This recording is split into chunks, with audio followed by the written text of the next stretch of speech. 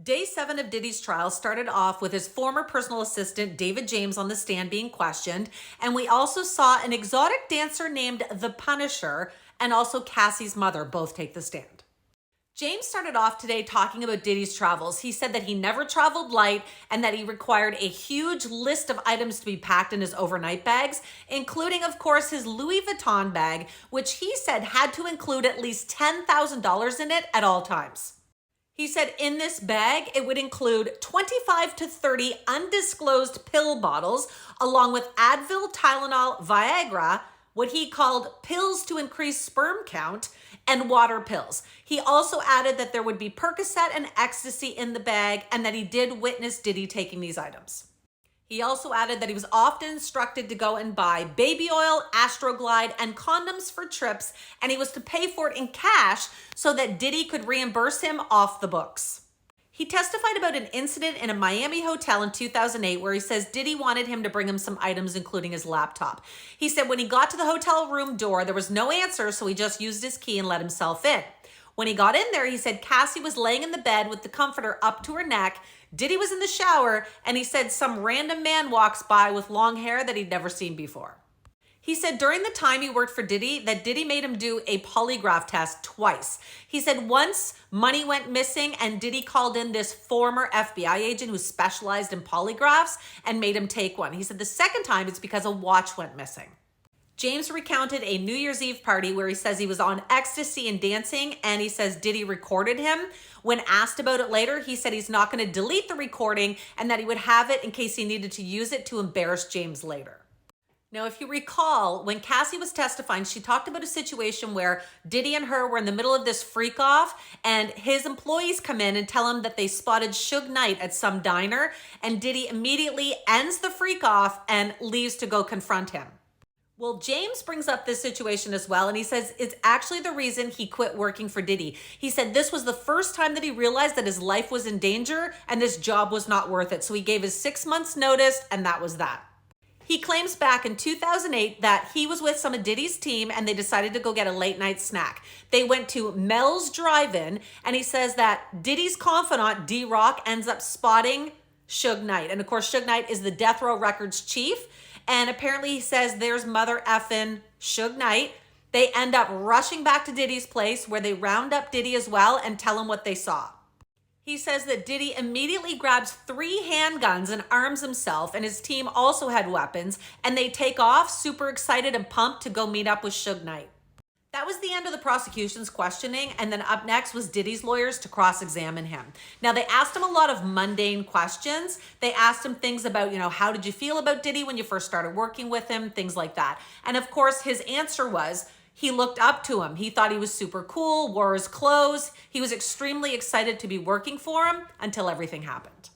James also disclosed that he is testifying under an agreement with the prosecution, and his defense was trying to get him to give details and disclose information on that. And basically all he said was that he signed a legal agreement that generally protects witnesses from prosecution for what they say on the witness stand.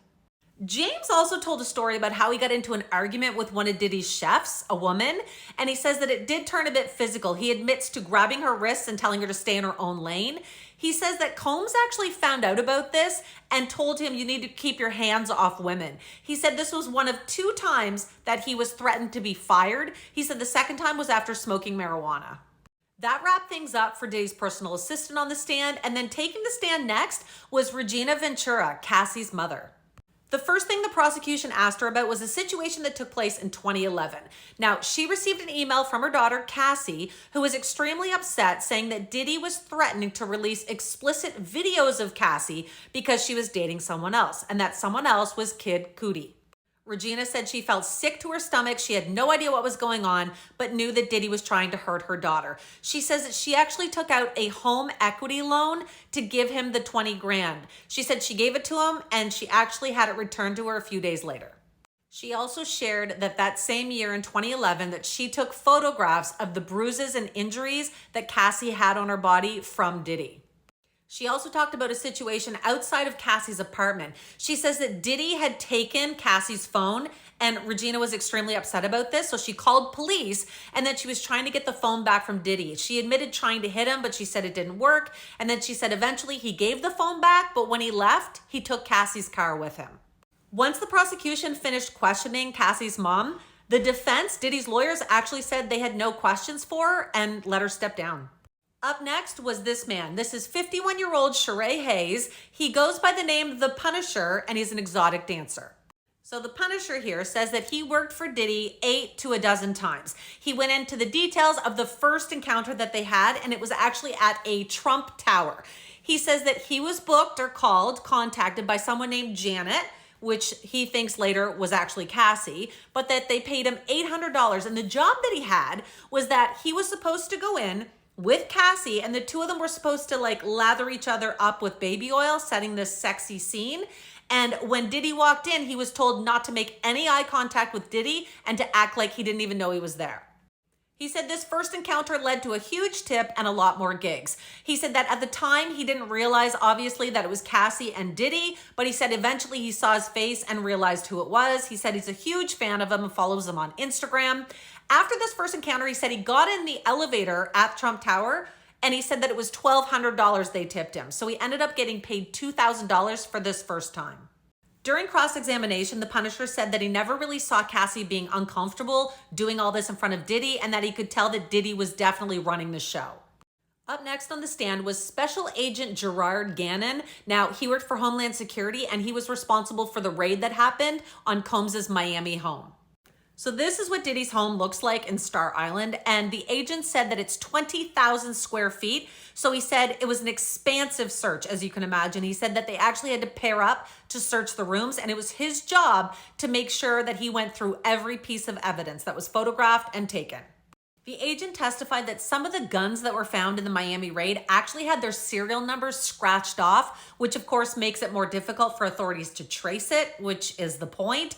He also said besides that, they found platform high heels and items that prosecutors say Combs frequently used during his freak-off marathons, including lingerie, sex toys, baby oil, lubricant, and condoms.